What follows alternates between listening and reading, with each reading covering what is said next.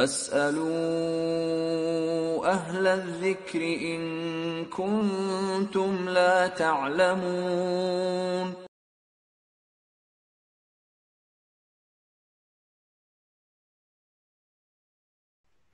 Berlanjut ke acara yang keempat, yaitu penyampaian materi oleh Ustadz Hartono Ahmad Jais. Diingatkan bagi yang memiliki pertanyaan untuk dicatat dan dapat menanyakannya di sesi tanya jawab. Kepada beliau, waktu dan tempat kami persilahkan.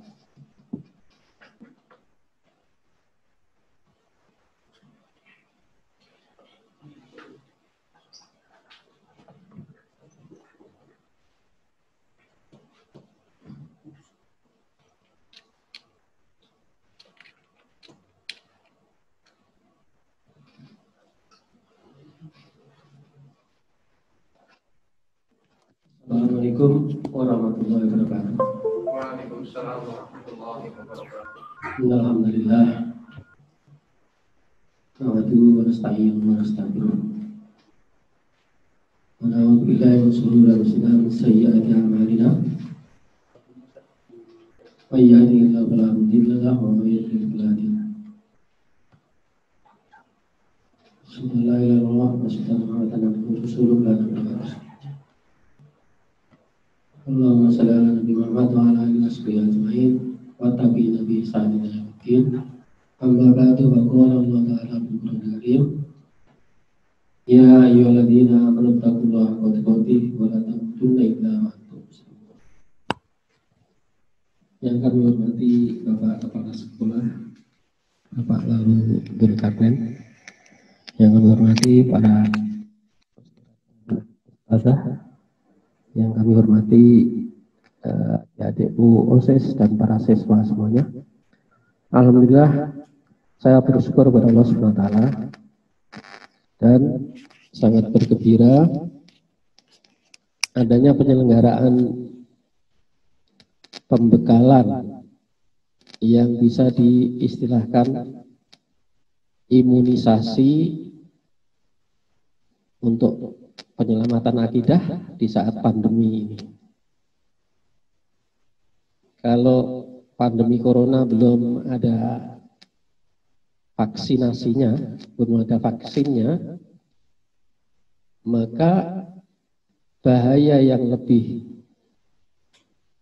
berbahaya karena menyangkut rusaknya iman, itu sebenarnya lebih penting di imunisasi, lebih penting divaksin. Nah, acara ini ibaratnya adalah pemberian vaksin, imunisasi, membentengi agar akidah kita itu selamat, apalagi generasi nanti seumur-umur para siswa ini sekarang sedang diintai oleh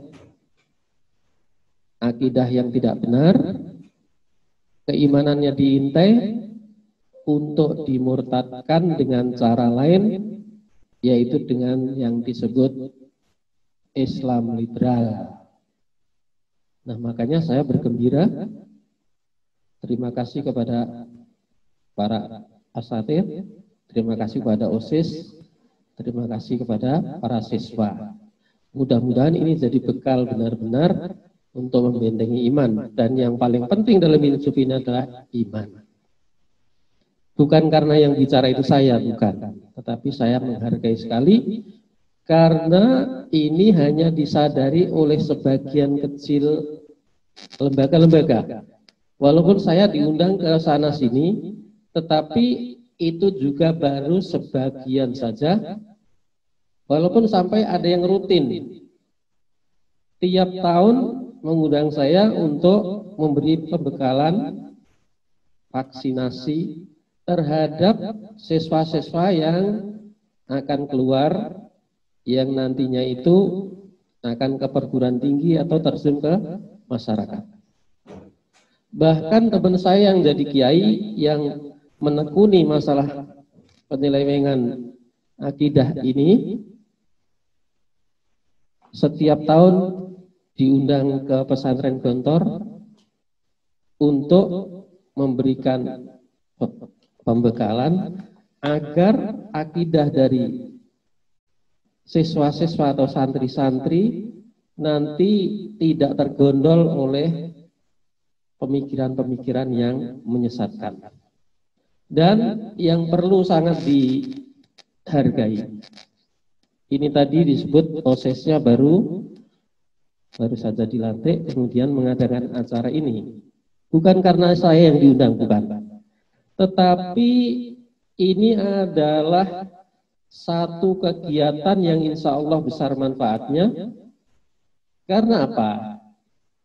Karena saya sering sekali diundang oleh orang di satu kota, tahu-tahu diundang lagi di kota lain, tapi orangnya itu juga karena pabrik yang di tempatnya tadi seperti pabrik misalnya tabung TV, kan begitu TV nggak pakai tabung di Cikarang itu pabrik dari luar negeri itu kan terus tutup. Ternyata orangnya kerja di Singapura dan kerja di Batam. Saya diundang di sana, loh, kok sampean? Iya saya tadinya di pabrik yang ditutup itu, di pabrik tabung TV. Sekarang TV udah nggak pakai tabung, sehingga saya di sini dan di Singapura. Jadi orang yang aktif seperti itu, ternyata saya tanya, apakah aktif begini ya ketika sudah agak tuaan gini? Ya enggak. Saya sudah dari ketika mahasiswa mengadakan begini. Jadi ini malahan baru siswa, OSIS. Ini lebih insya Allah lebih akan kreatif lagi. Nah, itulah yang menjadikan saya bergembira. Para asatidz dan juga siswa sekalian, salawat dan salam untuk Nabi Muhammad SAW. Semoga keberkahan dan ketakwaan diberikan juga kepada kita semuanya. Amin. Sebenarnya istilah Islam liberal itu adalah nipu. Sebagaimana dikatakan Bapak Kepala bahwa tidak ada Islam liberal itu. Itu istilah nipu. Sampai-sampai ketika saya berhadapan dengan Ulil Absar Abdallah Dedengkot Jil, jaringan Islam liberal di Al-Azhar Kebayoran tahun 2002, mungkin kalian belum lahir malahan. Kemudian yang di sebelah kanan Dedengkot Syiah Haidar Bagir, saya diduain apa? Dihadapin dua, yang satu liberal, yang satu Syiah, dan Dedengkot semua. Nah, saya tanya itu audiens, hadirin, saya tanya, yang namanya orang utan, orang bukan? Bukan. Terus yang namanya Islam liberal, Islam bukan? Nah, ya begitu. Jadi Islam liberal ya ibaratnya orang utan itu bukan orang. Islam liberal ya bukan Islam. Jadi Islam liberal itu adalah istilah yang nipu. Islam liberal adalah paham pemikiran yang menyatakan bahwa Islam itu relatif benarnya sama dengan relatif benarnya agama-agama lain. Jadi Islam liberal itu menganggap Islam ini kebenarannya hanya relatif. Dan itu pun relatif sama benarnya dengan agama-agama lain. Astagfirullah. Ketika Islam disebut relatif benar, berarti benar mutlak enggak? Berarti ragu-ragu terhadap Islam enggak? ragu-ragu. Ketika ragu-ragu terhadap Islam berarti menentang ayat, yaitu ayat Al-Baqarah awal-awal. A'udzubillahi minasyaitonirrajim. Alif lam mim. Dzalikal kitabu la raiba fihi hudal lil muttaqin. Alif lam mim. Kitab ini Al-Qur'an la raiba fihi. Sama sekali tidak ada keraguan di dalamnya. Hudal lil muttaqin. Sebagai petunjuk bagi orang-orang yang bertakwa. Ketika Al-Quran menyatakan la raiba fihi, tidak ada keraguan sama sekali di dalamnya, tetapi orang liberal mengatakan relatif benar, Islam itu relatif benar, berarti menentang Al-Quran enggak? Kalau hanya relatif benar berarti ragu-ragu ada enggak? Ada. Ketika Islam itu mutlak benar, kemudian disebutnya relatif benar, berarti adalah membredel Islam dari kebenaran yang mutlak. Ketika seperti itu, maka sebenarnya sudah mengingkari Islam, mengingkari kebenaran Islam, mengingkari mutlak benarnya Islam. Nah, akibatnya bahkan disamakan dengan relatif benarnya agama-agama lain. Ini penyamaan ini sama dengan Islam disamakan dengan agama-agama kemusyrikan. Ketika Islam disamakan dengan agama-agama kemusyrikan, maka sebenarnya secara gampangnya Islam liberal adalah kemusyrikan baru. Kenapa kemusyrikan baru? Karena Islam disamakan relatif benar sama dengan relatif benarnya agama-agama kemusyrikan. Ini adalah pemurtadan tanpa syarat. Pemurtadan tanpa syarat. Hanya disuruh mengakui bahwasanya Islam itu relatif benar dan kebenarannya relatif sama benarnya dengan agama-agama lain. Ini adalah tanpa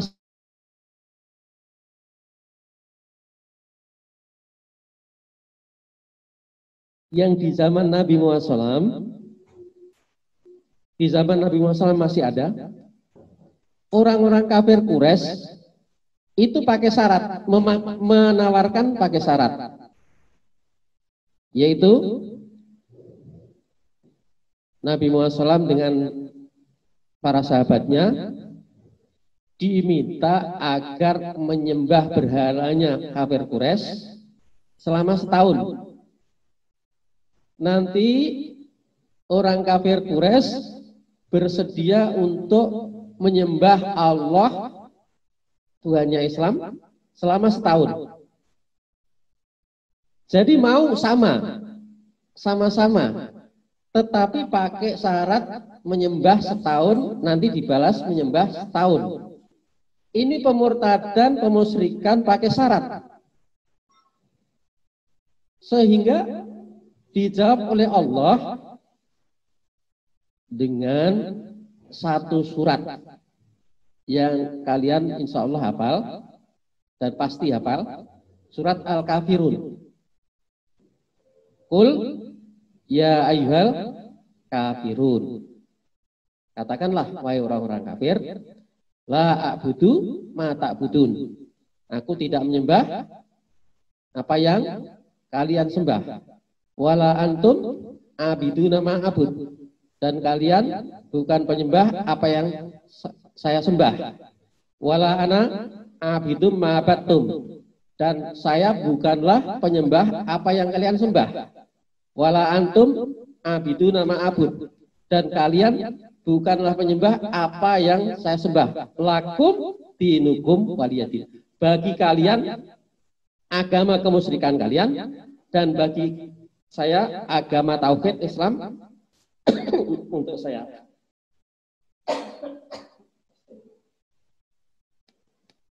Jadi diakhiri dengan lakum dinukum waliyadin.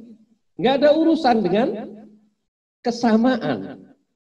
Bagi kami, bagi saya tauhid, hanya Allah yang disembah, dan juga hanya cara yang dibawa oleh Rasulullah SAW, caranya menyembah. Itulah syahadat. Asyhadu alla ilaha illallah.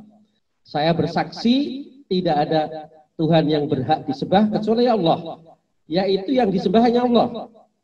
Wa asyhadu anna Muhammadar Rasulullah, dan saya bersaksi bahwa Muhammad adalah utusan Allah. Artinya cara menyembah Allah hanya cara yang dibawa oleh Rasulullah SAW. Nah, tidak ada tawar-menawar di dalam hal akidah, di dalam hal agama.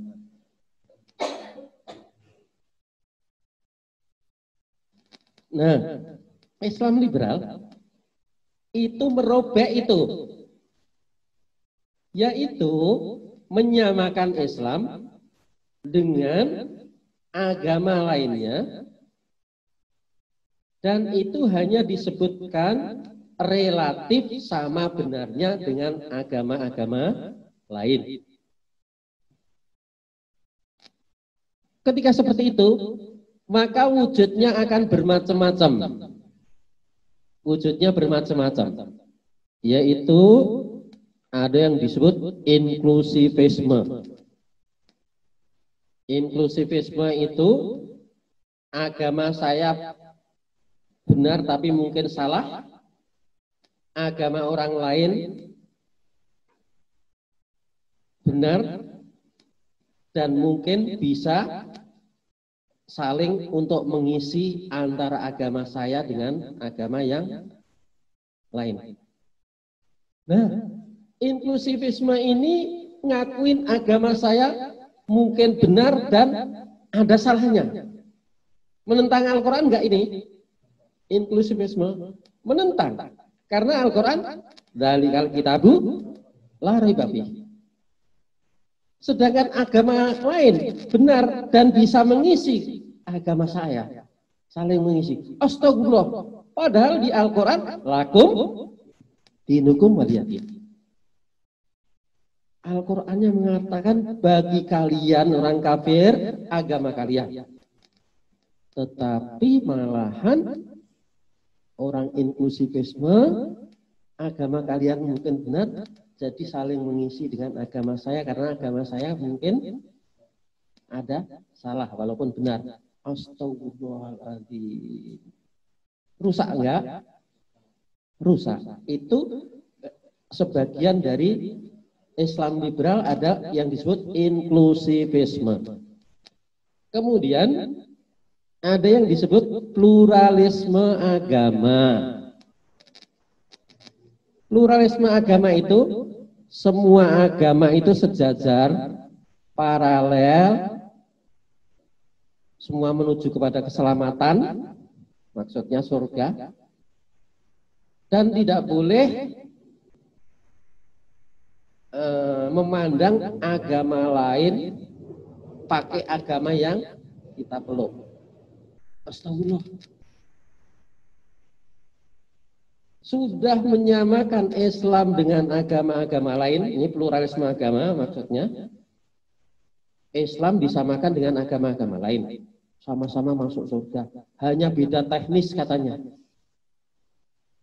Kemudian dikatakan dan tidak boleh memandang atau menilai agama orang lain, agama lain pakai agama yang kita peluk. Astagfirullah. Ini tidak normal. Secara kodrat, secara fitrah tidak normal. Kenapa tidak normal? Saya contohkan.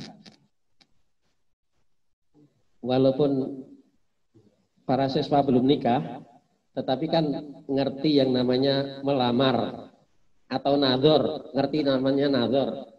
nontoni, ngeliatin kalau mau nikah, laki-laki datang ke tempat perempuan, ke orang tuanya, kemudian ngeliatin, apa namanya, nador ya, ngeliatin gadis yang akan dilamar kalau suka. Kalau pluralisme agama ini konsekuen, yaitu tidak boleh memandang agama lain pakai agama yang kita peluk, maka orang pluralisme agama tidak boleh memandang wanita yang akan kita lamar pakai mata laki-laki kita. Bisa enggak? Ya enggak jadi lamar dong. Itu namanya enggak normal. Itu namanya enggak normal. Jadi ketika laki-laki mau melamar dan nazar dulu, seneng apa enggak kira-kira, maka ya pakai mata laki-laki ini sendiri, tidak pakai mata perempuan. Nah, tapi kalau pluralisme agama itu konsekuen, maka tidak boleh memandang wanita yang akan dilamar pakai mata laki-laki. Nggak normal itu. Nggak jadi dong lamarnya. Nah, jadi secara fitrah saja, secara naluri, itu pluralisme agama sudah menyalahi fitrah, menyalahi naluri. Apalagi ini membicarakan tentang akidah Islam, keyakinan. Nah, ini bahayanya ketika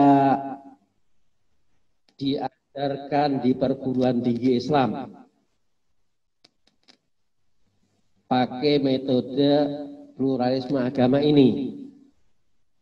Di sana ada materi mata kuliah yang namanya sejarah pemikiran Islam. Namanya ada yang pembicaraan mengenai sekte-sekte atau aliran-aliran. Aliran Islam Jamaah, yaitu meyakini Al-Quran dan As-Sunnah sebagai pedomannya. Ya enggak? Kemudian ada Ahmadiyah, meyakini Mirza Ghulam Ahmad sebagai nabi. Sesudah Nabi Muhammad SAW.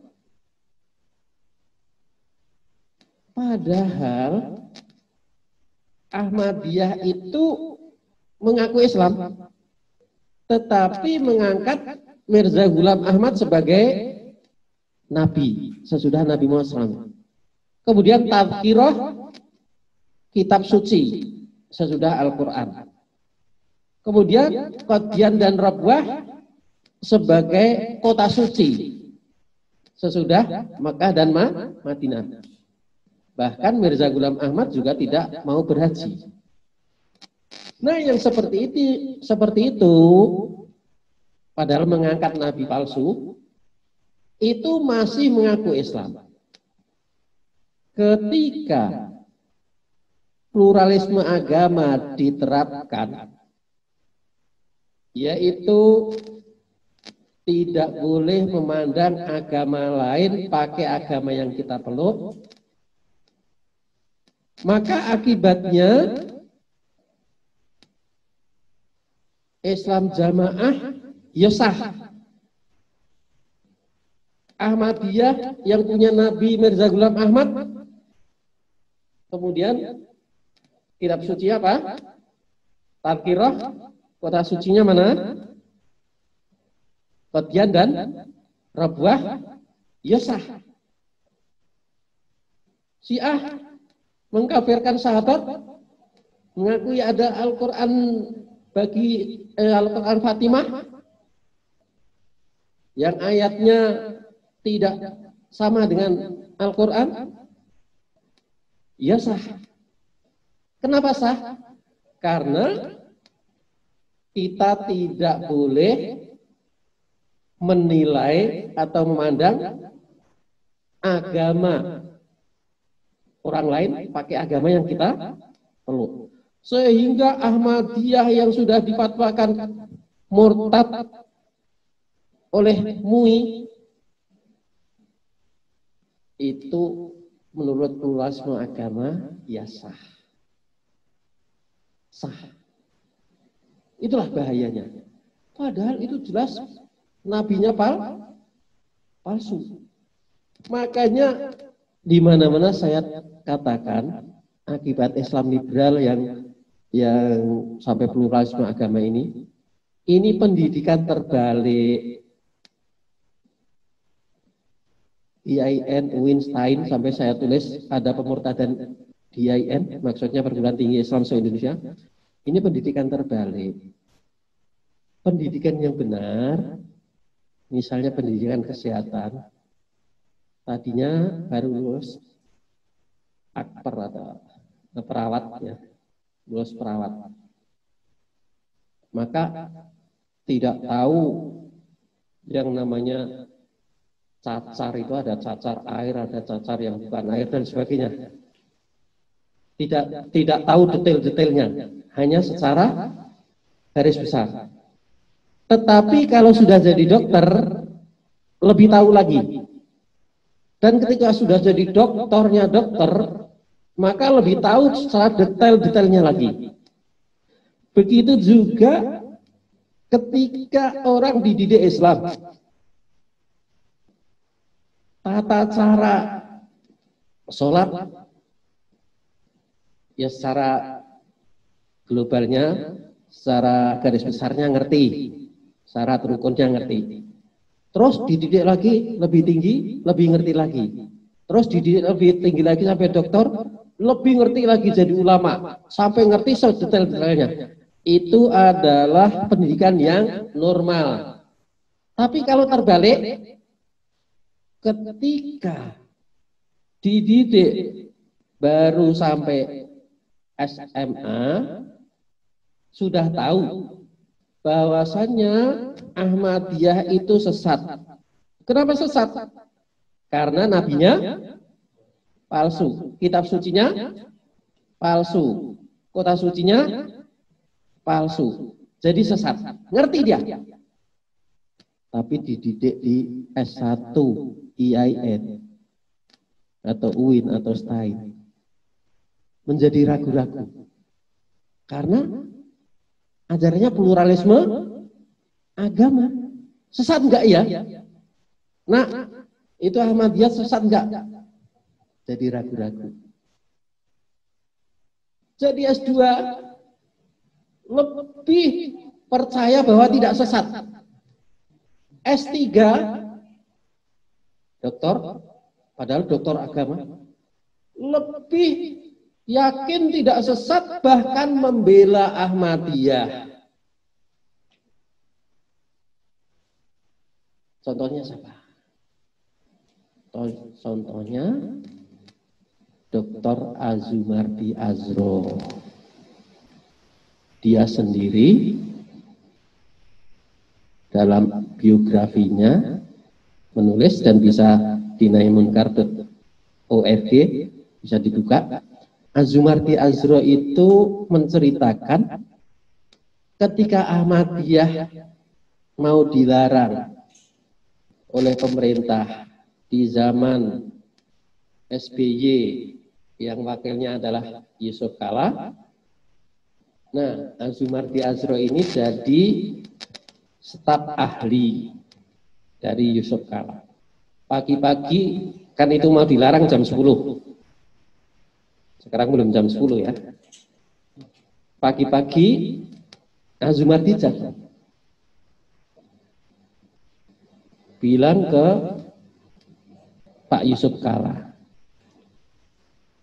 ini bahaya Pak, kalau sampai Ahmadiyah itu dilarang, nanti nasibnya akan sama dengan PKI Pak. Jadi jangan sampai dilarang. Astagfirullahaladzim.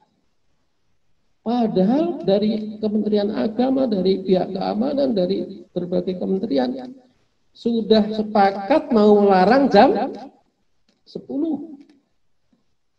Tahu-tahu dijegal oleh Azumardi Azra, kemudian Pak Yusuf Kala nelponin pejabat-pejabat, maka tidak jadi dilarang. Astagfirullahaladzim. Karena apa? Pandangan pluralisme agama, yaitu tidak boleh memandang agama lain pakai agama yang kita, sehingga tidak ngerti yang namanya sesat itu sesat. Sehingga disamakan antara Islam dengan yang kemusyrikan atau nabinya palsu. Padahal ini bahayanya. Maka harus belajar. Abu Hurairah dalam hadis, dalam kitab Ibnu Katsir, kitab Al-Bidayah wa Nihayah, kitab Tarikh, Ibnu Katsir meriwayatkan Abu Hurairah sedang duduk-duduk di depan Nabi Muhammad SAW dengan beberapa sahabat.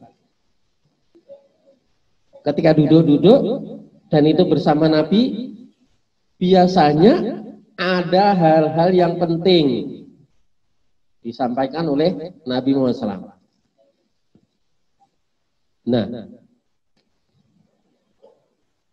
Abu Hurairah meriwayatkan Nabi Muhammad SAW mengatakan,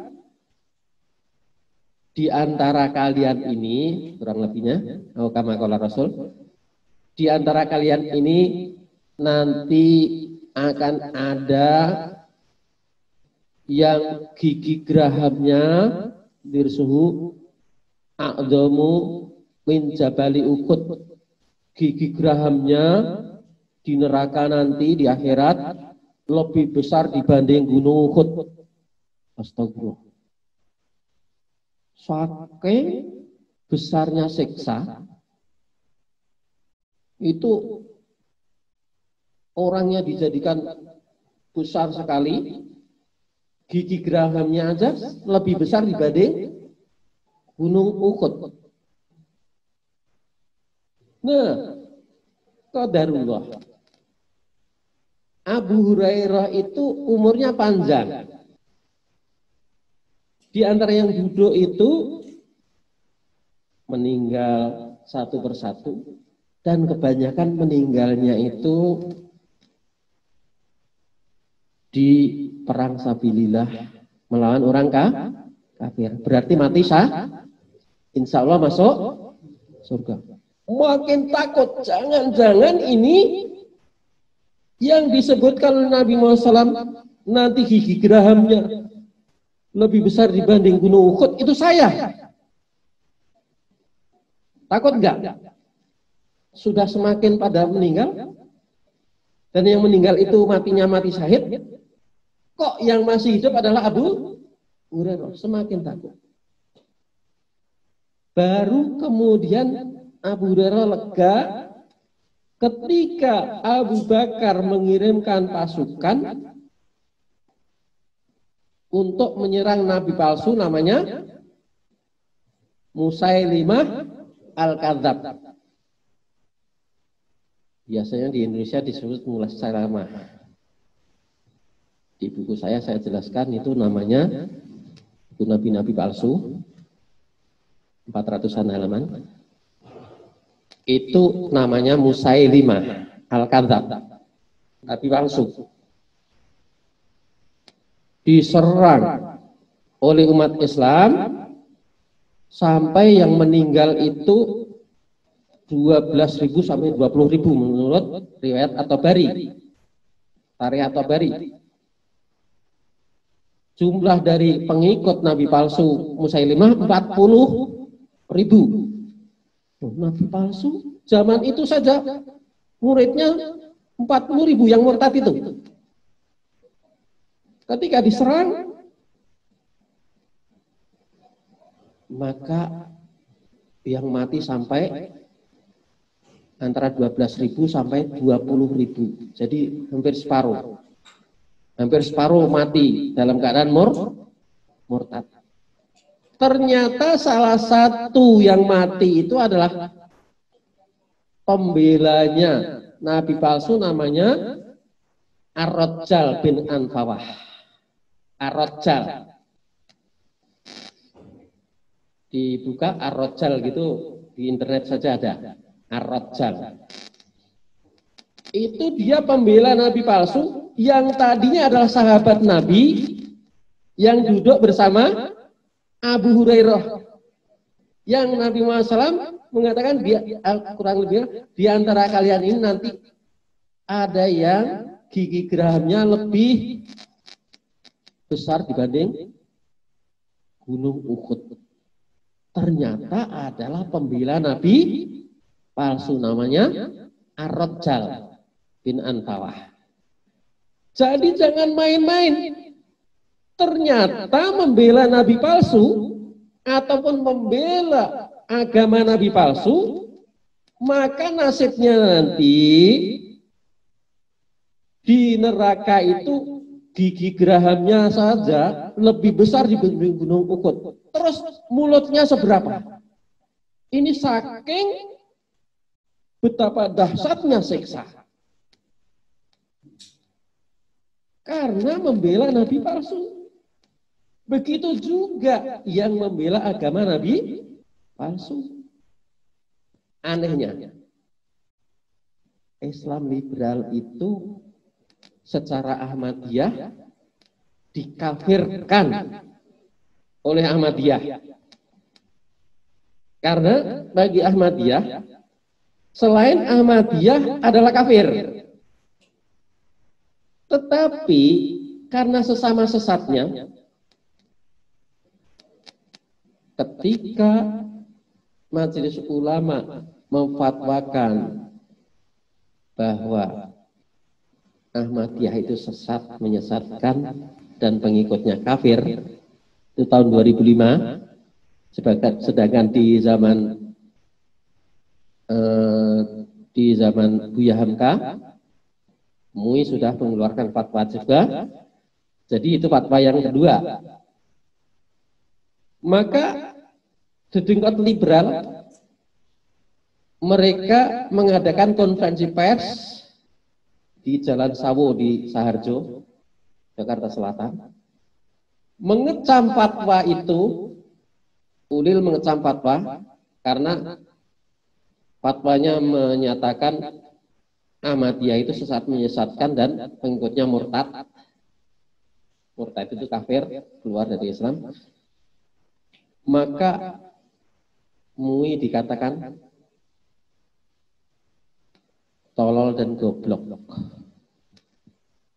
oleh Ulil Absar Abdallah, dedekat liberal. Padahal Ulil sendiri yang liberal ini dikafirkan oleh Ahmadiyah. Karena selain Ahmadiyah adalah kafir.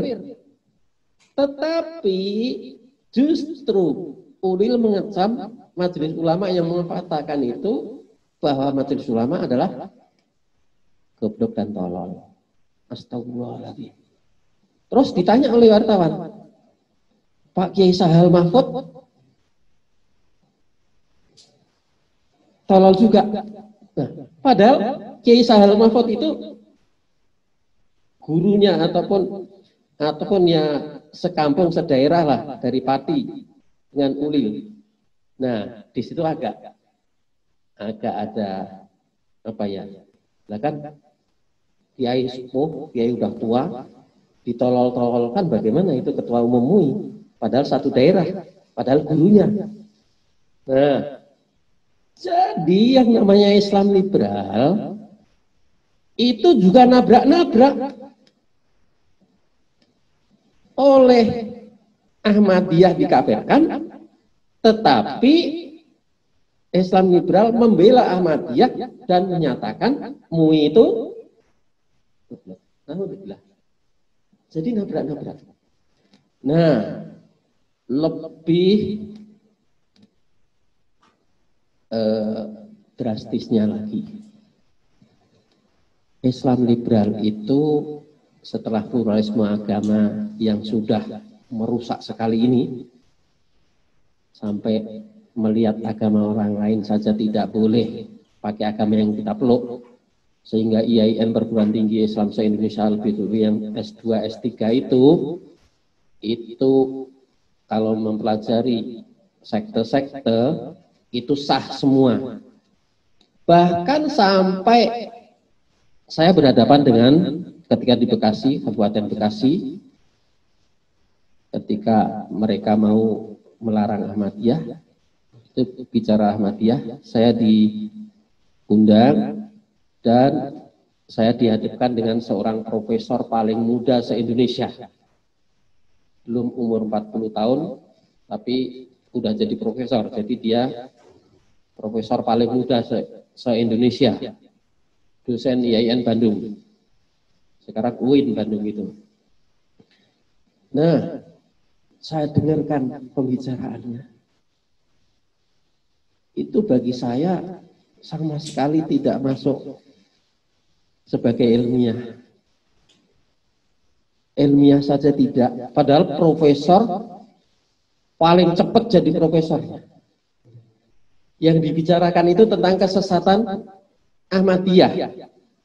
Tapi karena sudah dicekoi pluralisme agama, tidak boleh memandang agama orang lain itu pakai agama yang kita peluk, pakai Islam.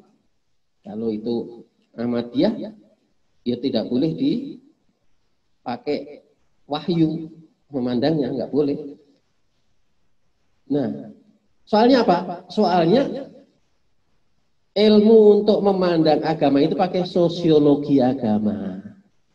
Sosiologi agama itu hanya agama itu sendiri disebut hanya fenomena sosial. Agama itu sendiri hanya fenomena sosial, gejala yang ada di masyarakat. Ketika keadaannya begini, ya sah. Begini, ya sah. Begini, ya sah. Islam itu ahli sunnah begini, ya sah. Ahmadiyah begitu, ya sah. Itu sosiologi agama. Nah, di perguruan tinggi Islam se-Indonesia diarahkan untuk memahami Islam itu tidak pakai metodologi Islam, tetapi pakai sosiologi agama. Lah ini profesor yang tercepat ini tadi, saya dan kan itu dai-dai dikumpulkan. Itu yang dihadapkan dai-dai penuh satu ruangan besar. Dai-dai sampai heran. Profesor tercepat bicara tentang Ahmadiyah itu membuat tamsil, perumpamaan. Nah, Islam itu kan dalil. Kalau Islam kemudian diukur pakai tamsil, pakai bikinan perumpamaan, cocok nggak? Nggak cocok untuk menilai. Diberikan tamsil, walaupun itu hasil penelitian, yaitu sepatu bata. Sepatu bata mengirimkan orang untuk meneliti di daerah Medan, di pedesaan. Kira-kira sepatu itu dijual akan bisa laris enggak di sana.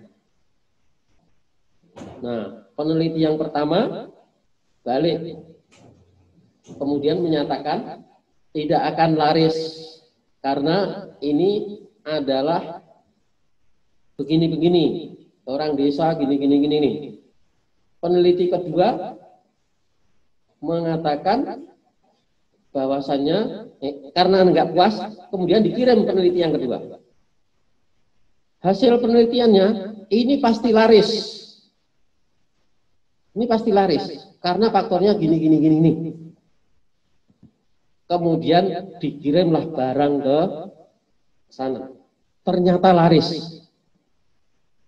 Nah, kemudian untuk diterapkan kepada Ahmadiyah, ini ada yang mengatakan Ahmadiyah sesat. Gini. Kemudian diteliti lagi, ternyata tidak sesat. Nah, ini kan nggak nyambung. Nyambung nggak? Nggak nyambung. Untuk meneliti Ahmadiyah itu sesat atau tidak, tinggal dilihat sumber-sumbernya apa. Nabinya sudah palsu. Kitab sucinya Tazkirah sudah palsu. Kota sucinya mana tadi? Qadian dan Robuah sudah palsu. Ya sudah. Dari itu saja sudah sesat. Karena la nabiyya ba'di. Hadis Sahih Bukhari, tidak ada nabi sama sekali sesudahku, Yesus, sesudah Nabi Muhammad SAW. Lah kok ini malahan ada nabi lagi? Ketika mau merujuk kepada wahyu, persoalannya selesai. Tetapi kalau merujuk kepada penelitian sepatu bata, ya enggak selesai. Sesat apa enggak? Ada hubungannya enggak dengan Ahmadiyah? Tidak ada hubungannya. Itulah bahaya dari Islam liberal, bahaya dari pluralisme agama, sampai profesor yang termuda, tercepat dalam meraih profesornya pun pemikirannya sangat-sangat aneh dalam menentukan ini sebenarnya sesuai dengan Islam atau tidak. Nah, jadi yang sangat penting sebenarnya bagi siswa begini, di mana-mana siswa Muslim dan umat Islam pada umumnya, terutama generasi muda, itu harus diimunisasi yang seperti ini. Harus diimunisasi agar nanti ketika menghadapi di perguruan tinggi ataupun di masyarakat itu bisa ada pedomannya. Sudah kebal. Oh, itu cara berpikir yang sesat. Yang lebih menyesatkan lagi. Begini. Namanya multikulturalisme. Kedengarannya bagus kan? Pluralisme kedengarannya bagus. Inklusivisme kedengarannya bagus. Sekarang multikulturalisme. Ini yang paling puncaknya. Multikulturalisme itu Islam ini hanya dianggap subkultur, bagian dari budaya. Islam budaya bukan? Bukan. Wahyu dari Allah. Itu diturunkan saja hanyalah sub dari budaya. Jadi di bawah budaya.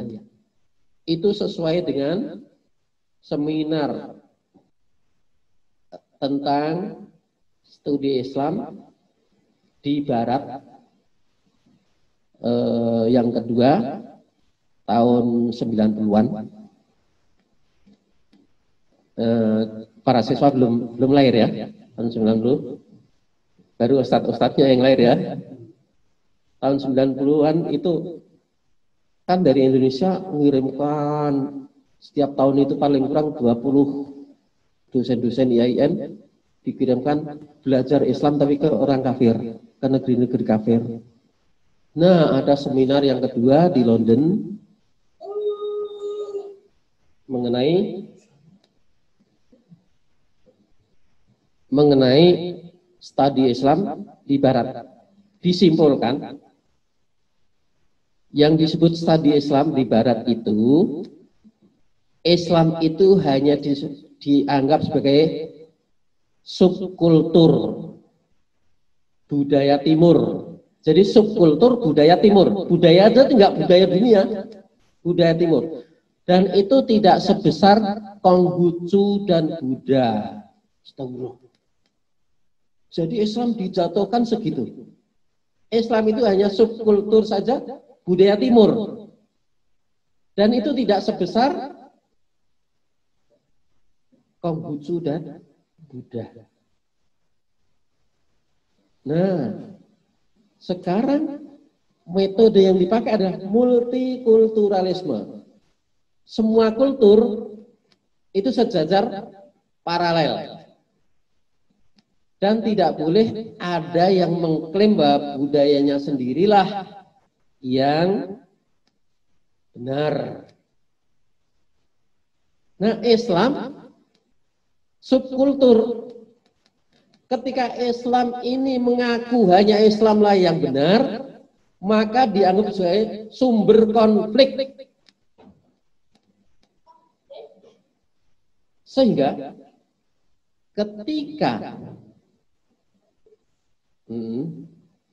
ketika Islam mengaku hanya Islamlah yang benar, ketika Islam menyebut hanya Islamlah yang benar, maka akibatnya dianggap sebagai sumber konflik, maka dijadikan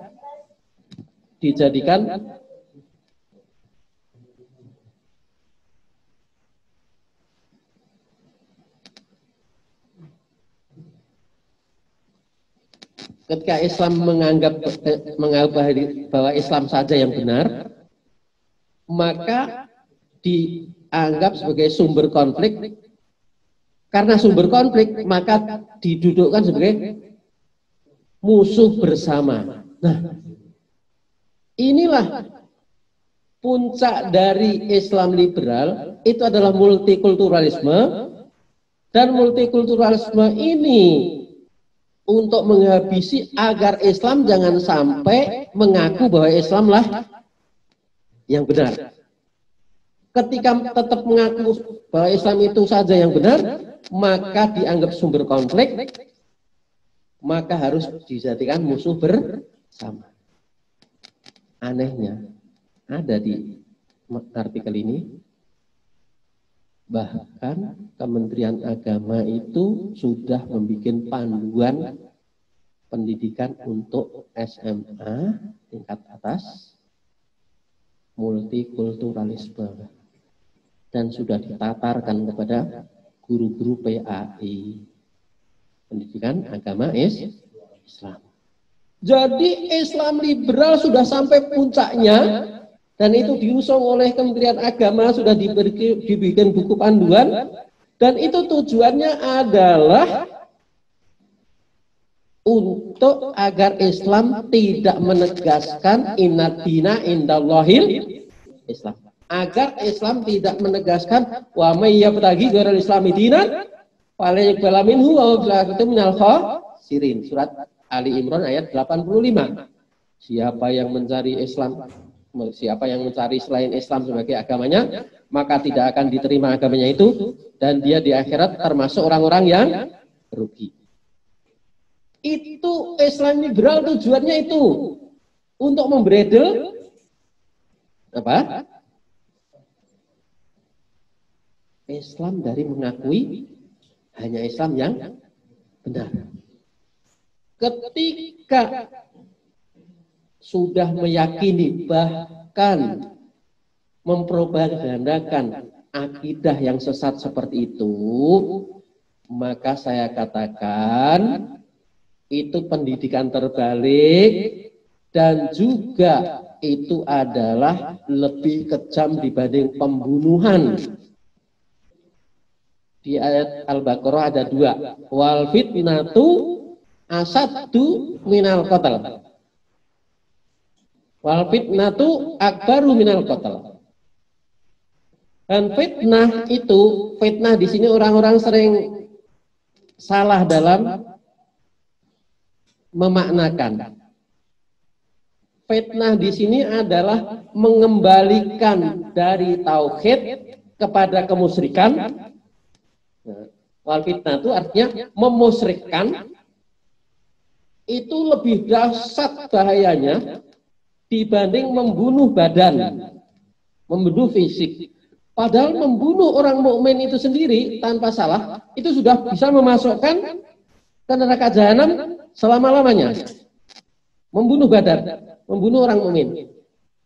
Tetapi membunuh keimanan orang mukmin dengan diliberalkan ini, itu lebih dahsyat bahayanya dibanding membunuh badan.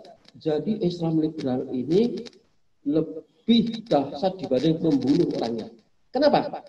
Karena kalau yang dibunuh orangnya imannya masih ada, insya Allah masuk surga.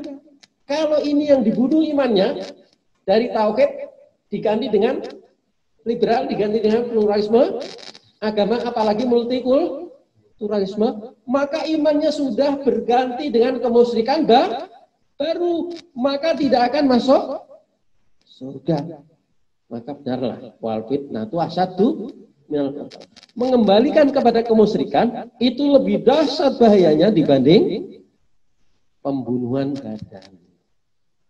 Nah, maka berhati-hatilah. Maka pengajian seperti ini atau kajian seperti ini sangat insya Allah menjadi bekal. Jadi imun, jadi terbentengi. Jangan sampai terpeleset kepada yang kelihatannya indah, pluralis. Malah seakan-akan enggak pluralis kamu. Nah, jadi padahal itu sangat-sangat berbahaya. Oleh karena itu, mudah-mudahan ketika sekarang generasi digembleng ke arah, malah disesatkan ke arah yang berlawan dengan Islam itu, masih ada sebagian dari umat Islam ini yang diselamatkan oleh Allah. Jadi sekarang juga untuk mendidikkan anak, memilih guru dan sebagainya harus hati-hati. Karena seperti pernah saya ceritakan waktu yang pertama dulu, seseorang yang cucunya kiai besar, kemudian dididik oleh Gerwani, dalam bahasa Inggris namanya guru biah di Jombang. Itu pendidikan dari Gerwani PKI itu bisa sampai mengakar ke jiwanya, sampai ketika sekolah di Baghdad atau Mesir itu bacaannya itu malah novel-novel Tolstoy dari komunis Rusia, sampai anaknya dinamakan dengan nama dari yang berperan di novel itu, salah satu anaknya, dan saya baca di harian Pelita tempat saya kerja, sampai anaknya itu dinamakan itu, sampai saking cintanya kepada guru biah yang Gerwani itu, ketika jadi penggede yang sangat tinggi, maka berusaha untuk menghapus tab MPRS nomor 25 tahun 1966 yang melarang PKI dan komunisme dan Marxisme. Nah, itu adalah karena jiwanya itu disusupi oleh ajaran Gerwani ketika masih SLP. Sampai sebegitu. Maka hati-hati para orang tua, para siswa, dan para guru-guru, para pemimpin sekolahan untuk memilih guru. Ketika dia komunis sampai bisa membibit, menjadikan bibit ini berhaluan komunis walaupun disebut kiai. Naudzubillah. Sampai ingin membubarkan, menghapus tab MPRS. Nah, itu adalah manjurnya pendidikan, penyusupan lewat pendidikan. Maka pembentengan dari awal seperti ini sangat penting. Bukan karena saya yang diundang, bukan. Yang namanya keimanan, wala tamutunna illa antum muslimun. Dan jangan sekali-kali kalian mati kecuali dalam keadaan muslim. Imam Al-Baghawi dalam tafsirnya artinya adalah kecuali dalam keadaan mukmin, yaitu yang imannya masih utuh. Imannya tidak digondol oleh kesesatan. Contoh yang paling nyata adalah liberal dengan aneka variannya itu. Waktunya sudah selesai. Habis. Ya, mudah-mudahan ini menjadi bekal bagi kita semuanya karena ini sangat penting dalam menjaga iman, yaitu wala tamutunna illa wa antum muslimun. Yaitu kalau sampai ini tergondol, dalam dada ini tergondol, walaupun malah makin tinggi jabatannya, tetapi kalau imannya tergondol, imannya hilang, maka masuk kubur tidak ada harapan lagi untuk masuk surga. Naudzubillah min dzalik. Acara tanya jawab mungkin. Jazakumullah khairan atas penyampaian materi oleh Ustadz Hartono. Semoga apa yang telah beliau sampaikan dapat kita ambil hikmahnya dan dapat kita amalkan. Diingatkan kembali kepada siswa-siswi yang belum menyalakan kameranya, diharapkan untuk menyalakan kameranya, terutama ikhwan karena banyak yang tidak menyalakan kamera.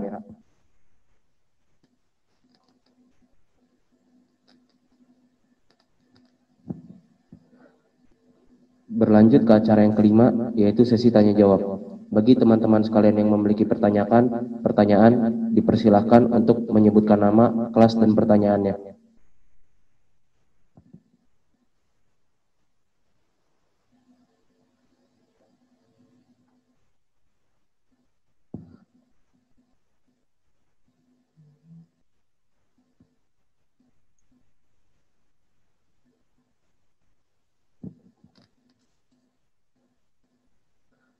Diperbolehkan juga untuk wali peserta didik, jika ingin menanyakan, diperbolehkan untuk menyebutkan pertanyaannya.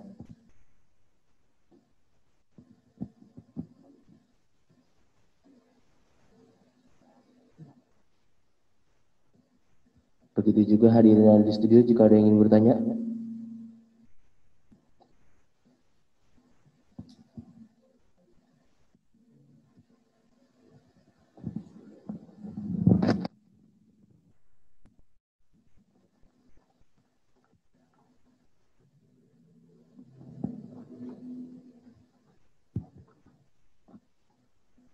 Bismillahirrahmanirrahim. Assalamualaikum warahmatullahi wabarakatuh. Waalaikumsalam warahmatullahi wabarakatuh. Yang kami cintai Ustadz Hartono Hafizahullah Ta'ala. Semoga Ustadz dilindungi oleh Allah Subhanahu Wa Ta'ala.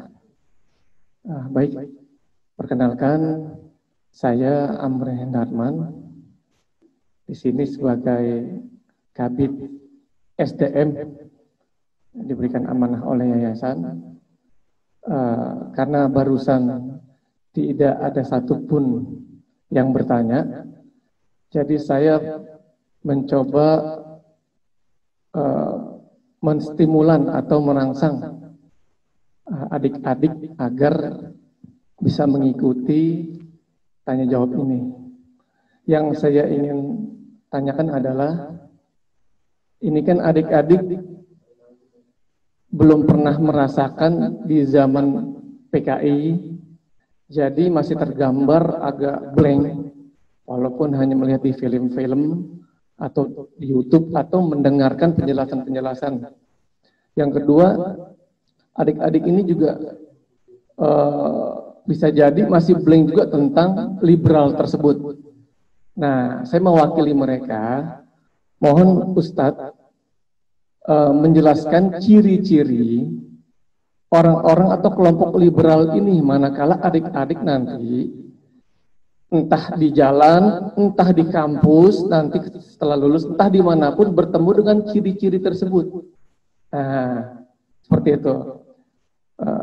Jadi adik-adik bisa mengantisipasi, bisa mencegah dan apapun namanya, supaya tidak terpengaruh sama ciri-ciri liberal tersebut. Nah, menurut saya ini sangat penting mengenai ciri-ciri supaya adik-adik tidak mudah terpengaruh. Apalagi juga tadi Ustadz bilang jangan sampai guru mudah masuk di emis ini dari pemahaman-pemahaman guru-guru yang memang pemahaman PKI maupun liberal. Demikian gitu aja Ustadz atas permohonan pertanyaan dari saya. Lebih kurang mohon maaf. Assalamualaikum warahmatullahi wabarakatuh. Assalamualaikum. Bagus pertanyaannya. Tentang PKI. PKI itu berontak tahun 1965. dikenal dengan Gestapo PKI. Nah, itu berontak yang keempat. Berontak yang tahun 1948 itu di Madiun itu selama 12 hari saja membunuh ribuan ulama dan umat Islam, 2000-an kalau nggak salah. Dan itu diseret dan disembelih pakai pisau yang tidak tajam, masukkan ke satu lubang sumur. Nah, dan itu pesantren-pesantren digerebek, kemudian diseret orang-orangnya. Sangat-sangat kejam. Sehingga jenderal-jenderal pun tahun 1965 itu dibunuh dengan kejam, dibantai di lubang buaya di Jakarta Timur itu. Jadi PKI itu sangat sadis. Nah, sumur-sumur orang Islam diracun, sehingga tadinya umat Islam ini kan rajin di depan rumah, depan jalan gitu ada kendi yang untuk orang jalan untuk minum gitu ya. Kalau di Arab masih, di Arab Saudi masih ya. Nah, lebih-lebih di air Zam-Zam di Masjid Madinah, Masjid Haram Makkah itu kan banyak. Nah, tadinya umat Islam itu ya begitu, di jalan-jalan itu ada kendi, sehingga orang yang kehausan itu, tapi karena PKI itu ngeracunin sumur-sumur, apalagi ada kendi di nanti khawatir diracunin, sehingga kebiasaan yang tadinya bagus itu hilang. Nah, jadi PKI itu menghalalkan segala cara. Menghalalkan segala cara.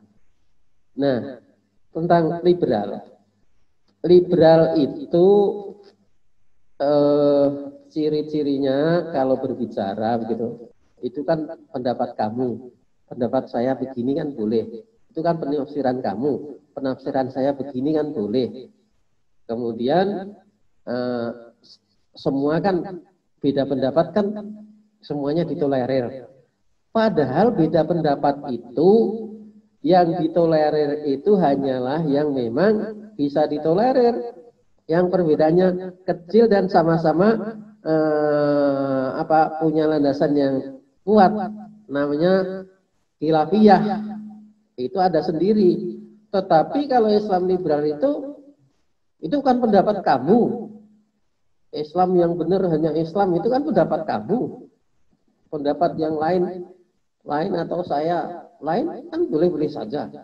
Nah, jadi Islam liberal itu membredel Islam dengan cara sudah ada dalil, pasti dalilnya, tetapi lebih mengunggulkan hawa nafsu seperti yang dikatakan Ustaz Pak Kepala,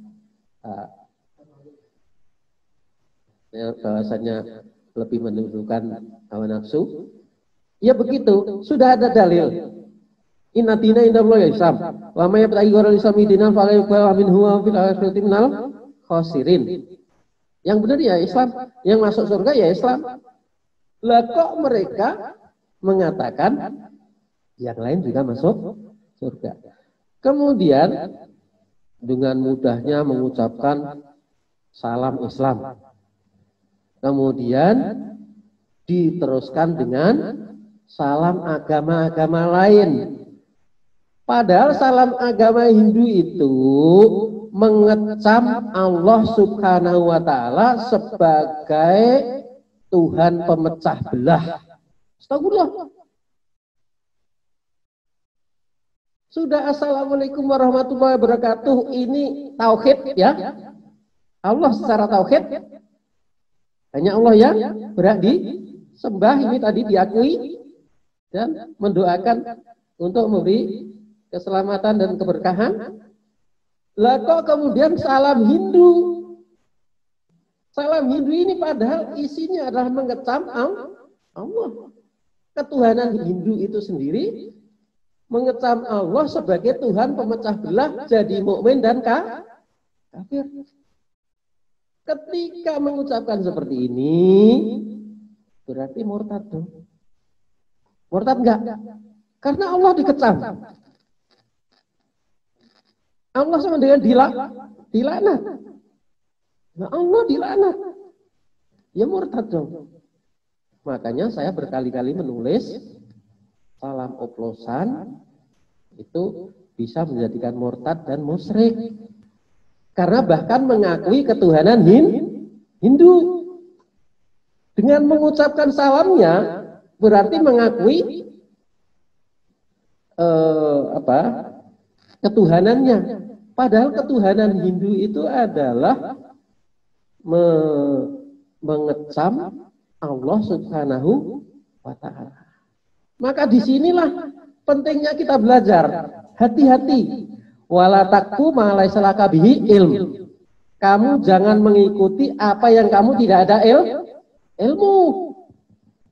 Tahu-tahu pidato pakai assalamualaikum, kemudian diteruskan dengan salam-salam yang lain. Jangan.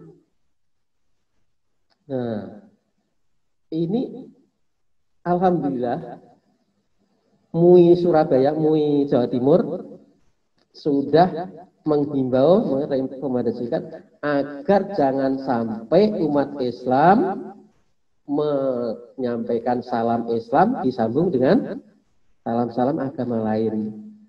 Yang lain belum baru MUI Jawa Timur. Alhamdulillah. Tapi saya dari tahun 2014 begitu itu diresmikan Oktober 2014. Saya beberapa masih bulan Oktober itu sudah memuat di Nahi Munkar .org, bisa dibuka tentang salam disambung dengan. Anehnya yang saya sangat prihatin, inilah namanya ujian dunia ya. Ada seorang ketua lajnah pentashihan Al-Quran. Hafal Al-Quran enggak? Namanya ketua lajnah pentashihan Al-Quran ya terus hafal Al-Quran. Dia doktor lulusan Mesir. Waktu saya ke Mesir, yang ngadepin dia dalam arti untuk membantah saya. Itu malah membela salam oplosan itu. Astagfirullah.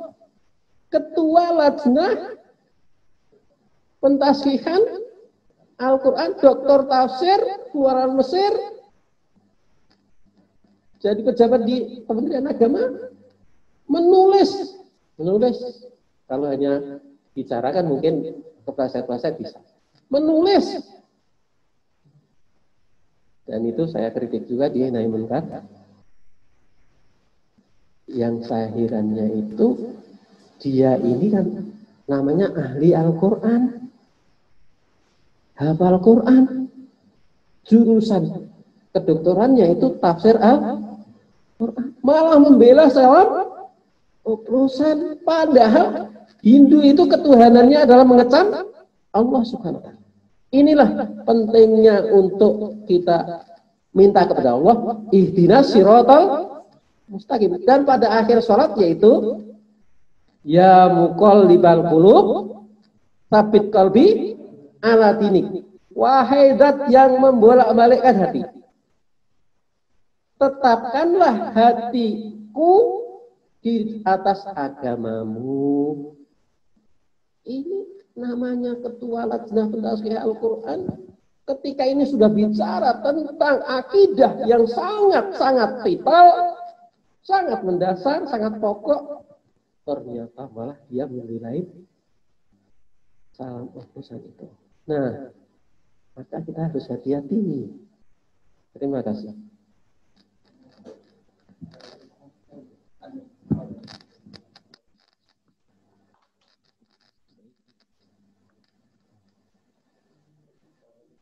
Assalamualaikum warahmatullahi wabarakatuh, Ustaz. Waalaikumsalam warahmatullahi wabarakatuh. Saya Rainaldi dari kelas 12 Ikhwan, izin bertanya. Apakah Islamologi dan sekulerisme termasuk ajaran Islam liberal yang ada di universitas. Terima kasih. Islamologi itu untuk menjadi Islamolog itu pengamat Islam. Islamolog itu ilmunya ya ilmu ngamatin Islam dan itu untuk mengkritik Islam. Sekulerisme itu ya bagian dari Islam liberal, tetapi tumbuhnya lebih dulu sekulerisme, yaitu sekulerisme itu memotong Islam. Islam ini hanya tentang ibadah, tidak boleh ngurusin dunia, tidak boleh mengenai kenegaraan. Itu aslinya adalah Kristen, yaitu kembalikan hak raja kepada raja, hak gereja kepada gereja. Jadi sekulerisme itu dari Kristen. Tadinya Islam, di kalangan umat Islam nggak ada itu. Tapi kalangan pemerintahan Kristen di Eropa menegaskan kembalikan hak gereja ke gereja. Jadi agama ya hanya ngurusin tentang gereja, kemudian hak raja kepada raja. Sehingga sekulerisme itu memotong, kalau diterapkan ke Islam, itu memotong Islam. Islam tidak boleh mengurusi dunia, termasuk ngurusin kenegaraan nggak boleh. Nah, ini artinya memotong Islam. Padahal Islam itu untuk mengatur agama dan dunia. Jadi agama bagi Barat makanya kan hanya disebut subkultur. Karena agama ya hanya ruangannya sempit itu tadi gitu. Nggak boleh bicara tentang agama. Itulah sekulerisme. Nah, sekulerisme sebenarnya nular saja ke Islam ini. Aslinya adalah Kristen. Nah, makanya para paudah orang Mesir yang sekuler itu dibunuh oleh tukang ikan. Ya sudah suka nulis di majalah Oktober namanya, dibunuh oleh tukang ikan tahun 1992 atau 93. Nah, ketika pembunuhnya diadili, maka Syekh Muhammad Ghazali, itu tokoh di Mesir, Syekh Muhammad Ghazali jadi saksi ahli. Syekh Muhammad Ghazali ada di salah satu buku saya, Bila Hak Islam Dirampas. Syekh Muhammad Ghazali di pengadilan mengatakan orang sekuler itu adalah murtad. Murtad artinya keluar dari Islam. Kenapa disebut murtad? Karena menganggap Islam hanya untuk ke masjid saja. Hanya untuk urusan ke masjid dan sekitarnya itu aja. Nggak boleh ngurusin dunia. Maka yang membunuh, maka darahnya halal. Maka darahnya halal, artinya pembunuhnya tidak boleh dihukum gitu. Itu menurut Syekh Muhammad Ghazali. Jadi sekulerisme ini padahal ini belum sampai menghabisi Islam secara keseluruhan. Baru separuh gitu loh. Hanya nggak boleh ngurusin dunia. Nah, kalau liberal itu menghabisi Islam, yaitu disamakan dengan agama lain. Itu sama dengan menghabisi seluruh Islam. Nah, kenapa tadi saya kemukakan bahwa Islam liberal, pluralisme agama itu kemusyrikan baru? Yaitu karena di dalam Al-Quran begini, sebab nuzulnya, sebab turunnya ayat begini. Surat Al-An'am ayat 121. Itu orang Majusi, Parsi, kalau Parsi sekarang Iran, orang Majusi nyembah apa? Nyembah api, itu musyrik. itu membisiki orang kafir Quraisy. Itu Islam tidak benar itu. Kenapa bangke itu adalah hewan yang disembelih oleh tangan Allah, pakai pisau emas milik Allah, kok malah haram? Bangke kan haram dalam Islam. Lah, hewan yang disembelih oleh tangan manusia, pakai pisau manusia, kok malah halal? Lah, yang disembelih oleh Allah kok malah haram? Itu nggak benar Islam itu. Nah, kemudian dijawab oleh Allah Subhanahu wa taala dalam surat Al-An'am ayat 121 yang akhir ayatnya wa in ata'tumuhum innakum lamusyrikun. Dan kalau kamu sekalian mengikuti mereka, mengikuti bisikan mereka itu tadi, yaitu bangke menjadi tidak haram, maka kamu menjadi musyrik. Saya tanya sekarang, ketika yang dibantah itu hanya haramnya bangke, ini nilainya sebagian apa seluruh dari Islam? Yang dibantah hanya haramnya bangke. Ini sebagian dari Islam atau seluruh Islam? Sebagian dari Islam.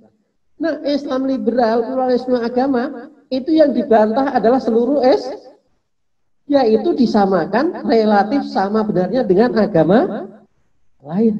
Ini adalah seluruh Islam dibantah ini. Padahal yang dibantah hanya sebagian dari hukum Islam, hanya haramnya bangke. Itu dinyatakan oleh Allah, wa in ata'tumuhum innakum lamusyrikun. Kalau kamu mengikuti mereka, maka kamu pasti menjadi orang musyrik. Nah, apalagi Islam liberal, pluralisme agama itu yang dibantah adalah seluruh Islam, disamakan dengan agama lain. Nah, jadi hati-hati ketika menyampaikan salam Islam dilanjutkan dengan salam agama lain. Nah, itu lebih dari wain atau lebih dari kasus menghalalkan bangke. Ada lagi? Ada satu pertanyaan lagi dari Akhwat. Bagaimana cara kita mengetahui seorang sudah terpengaruhi oleh ajaran liberal? Iya, bagus pertanyaannya. Bagaimana mengetahui ketika kita kemukakan bahwa Islam itu yang benar, hanya Islam yang benar, kemudian dibantah dengan aneka macam alasan. Masa sih misalnya Tuhan kan Maha Pengasih, masa mereka capek-capek kok tidak masuk surga? Masa sih, kan kasihan dong, kan Allah Maha Pengasih misalnya. Nah, dengan membantah seperti itu berarti dia sudah termakan oleh aliran liberal. Aliran liberal itu ketika kita sodorkan dalil, ya, dalilnya udah jelas, yang masuk surganya lah orang beriman, yaitu Islam yang soleh, ya, hanya orang yang beriman, hanya Islam.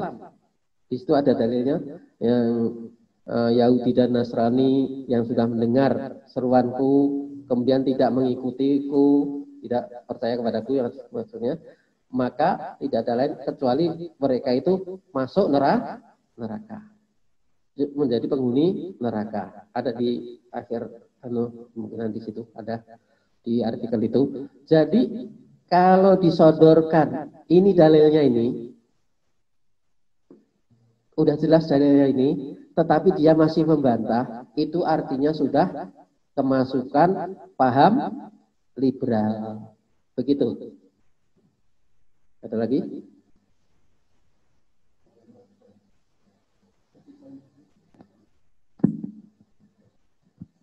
Terima kasih, menarik sekaligus untuk pertanyaan penutup ya. Mudah-mudahan ini sebagai apa ya, penguat tadi. Ya, bagaimana membentengi kita, Pak adik-adik sekalian ini untuk menjauhi paham liberal itu. Karena kalau diskusi masalah orang-orang yang berpaham liberal itu sungguh sangat menarik untuk diikuti gitu. Nah, untuk membentengi kita supaya kita tidak terpengaruh dengan paham itu, apa yang harus kita siapkan. Terima kasih. Jadi untuk menerangi yang gelap itu harus ada penerangan. Sesuatu yang gelap ketika dibiarkan gelap makin gelap.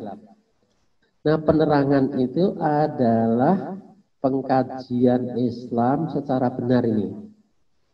Jadi dengan Islam ini dikaji secara benar untuk meyakini kalau udah ada dalilnya itu ya harus diyakini, nggak boleh ngikutin pendapat.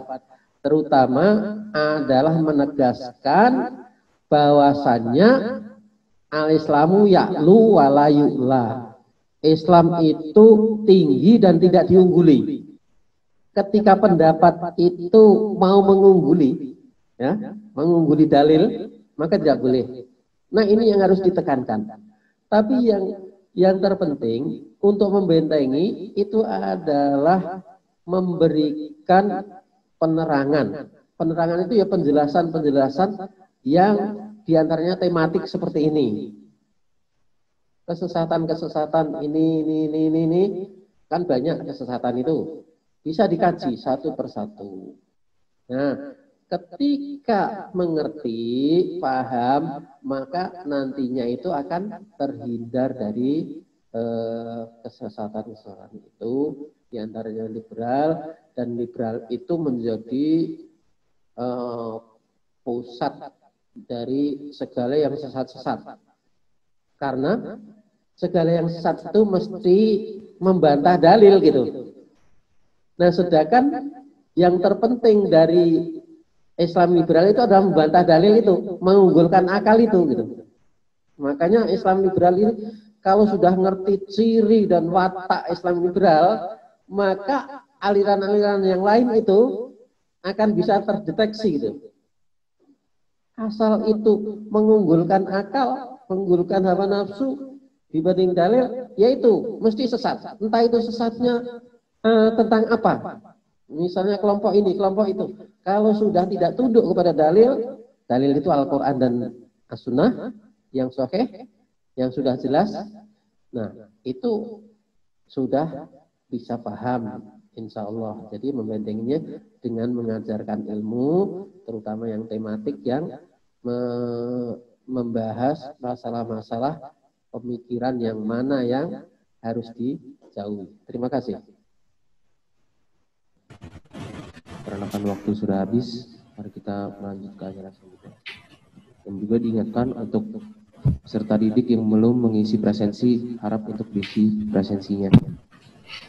Menginjak ke acara yang terakhir, yaitu penutup, mari kita tutup dengan baca hamdalah. Alhamdulillahirabbil alamin. Sekian dari saya, kurang lebihnya mohon maaf. Wassalamualaikum warahmatullahi wabarakatuh.